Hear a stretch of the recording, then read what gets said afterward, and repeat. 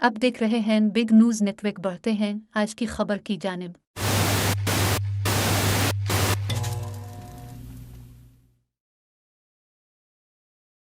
खबरों की दुनिया में आगे बढ़े और रुख करेंगे कानपुर का। कानपुर पुलिस का मंशियात फरोशों के खिलाफ क्रैकडाउन जारी। 2 मंशियात फरोश गिरफ्तार करके इनके कब्जे से भारी मकदार में शराब बरामद कर ली गई।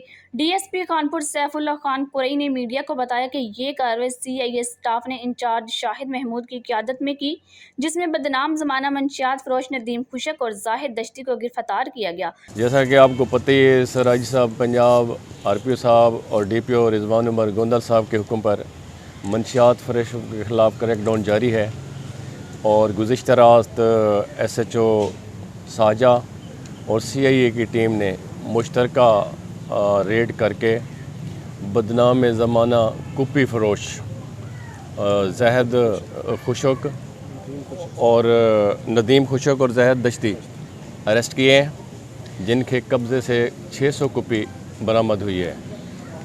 हम इंशाअल्लाह सराजी साहब और डीपीओ रिजवान उमर गुंदल साहब के हुक्म पर, सर की हिदायत पर सर्कल खानपुर जराइम पेशा नासर के ख़िलाफ़ और ख़ास तौर पर मंशियात फ़रोशों के ख़िलाफ़ क्रैकडाउन जारी रखेगी।